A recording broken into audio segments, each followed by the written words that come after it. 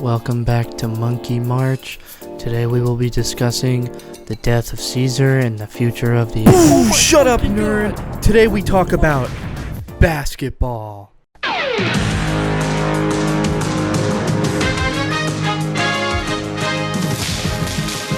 I know on this channel so far we talk about movies, and most of you probably haven't seen me talk about anything else other than computer-generated apes. But I'm a well-rounded guy. I like sports, come on. But there are only 2 times in the year that my love for sports overtakes my love for movies. Those are baseball in October and basketball in March. As soon as I take all my decorations down for my Oscar party, I instantly hit the NOS button on basketball and put on my Adam Sandler way too big hoop shorts. It's time to ball. I've loved basketball my entire life. I grew up with a dad who coached high school basketball when I was very young, so I was always around the game and it really spawned a love for the game in me. I played throughout my entire life all the way through high school. Watch me hit this sick 3. Nice. I love basketball at any level, but March Madness is different. This is not the NBA. God Emperor LeBron will not be playing in this tournament. For those uninitiated, March Madness is the final tournament of the year for college basketball. 64 or so teams compete in a humongous bracket through single elimination games all the way to get to the championship. And you may be thinking, 64 teams? They can't all be good. Some of them aren't. Some of them are projected to be bad and then show the world that a finance major from a school with 4,000 students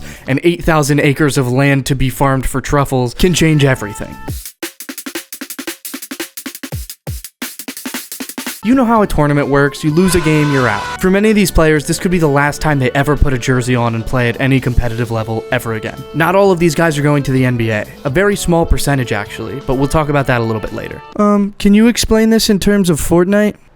Yeah, sure. So essentially it's like spawning into a Fortnite battle royale with 63 other players, with no skill-based matchmaking. Sometimes you land in tilted towers and find a gray tack, and sometimes you land Loot Lake and find a gold scar. And if you're eliminated, you're done playing Fortnite forever. You don't get to be like 40 on Twitch still playing Fortnite. So yeah, it's a pretty big deal for a lot of these players. And like I joked about earlier, there really are dudes you've never heard of lighting up this tournament, never to be heard from again once it's over. March Madness is one of the most competitive acts of sport that you can find in our modern age of sports. They are battling for glory. For the players, it's all about winning the title and getting to the end of this tournament with these people that become your brothers over the span of 4 years of college. But for the schools, there's another incentive. Schools who make it deeper in the tournament end up making more money per share of how far they get into the tournament. So say they get to the second round, they get more than someone that was knocked out in the first round. And this amount of money can turn a whole program around. In recent years, money has been a weird topic of conversation within college sports. When I was growing up, student athletes made no money at all while they were in college, and they had to wait until they made it to the professional level. But now, students are authorized to use their name, image, and likeness, sometimes shortened to NIL, which allows them to do brand deals for the first time in history. And some schools are even allowed to directly pay their players. But for smaller schools, this tournament can make or break an entire program. They can get some money here, expand their program, and come back better next year to go deeper into the tournament. So you know why everybody wants to win now. The players, the schools, you. Yeah, you. I'm talking to you. Every year, a focal point of March Madness is...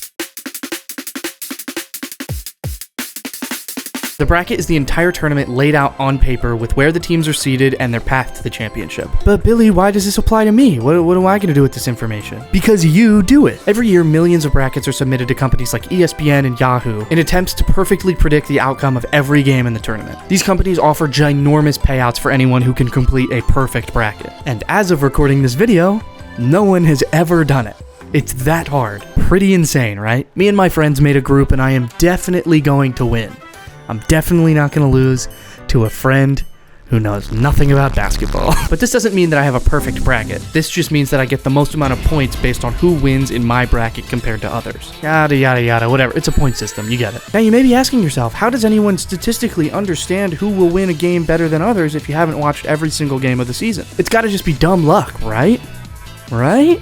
Yeah, it's luck. It is. But most people guess based on their favorite team winning, or they use the seedings of the tournament, which means they look at the number next to the name of the school and decide which one is ranked higher and then pick the higher ranking. A lower seed, like a 1 seed, means you were the best in the tournament. There are 4 different smaller brackets that lead into bigger brackets, and in each of those 4 smaller brackets, there's a 1 to 16 seed. And their seeding is pretty much a prediction based on how they played during the regular season and what they're assumed to do in this tournament. There have only ever been 2 instances in history that a 16 seed has knocked out a 1 seed, which, crazy enough, hadn't even happened until 2018 when Fairleigh Dickinson University knocked out Purdue. Insane, right?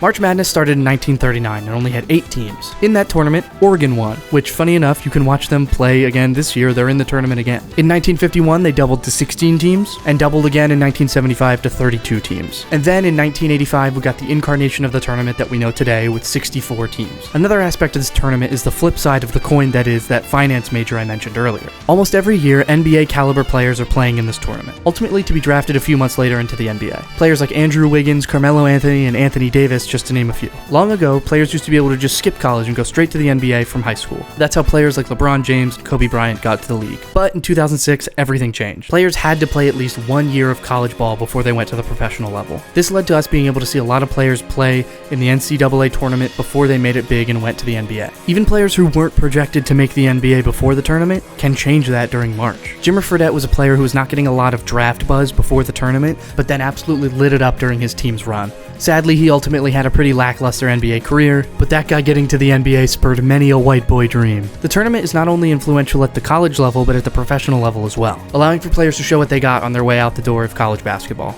And all of this leads to my main point of this video.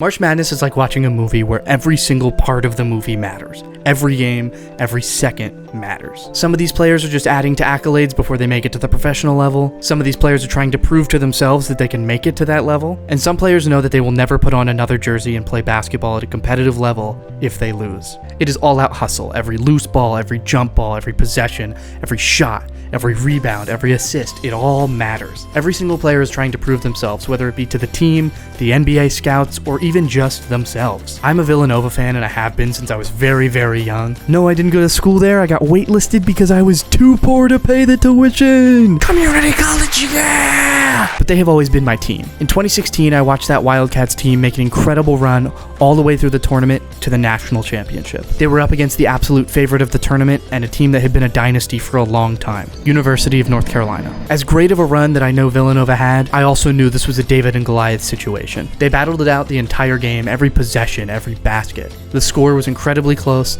and in the final seconds of the game, this happened. Jenkins gives it to Jenkins for the championship.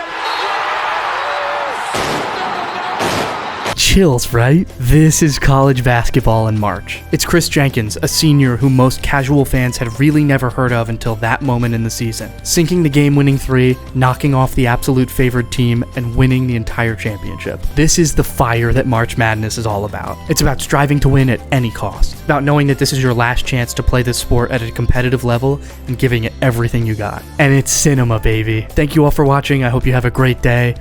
This was a lot of fun to make. Let me know who you have winning the tournament in the comments below.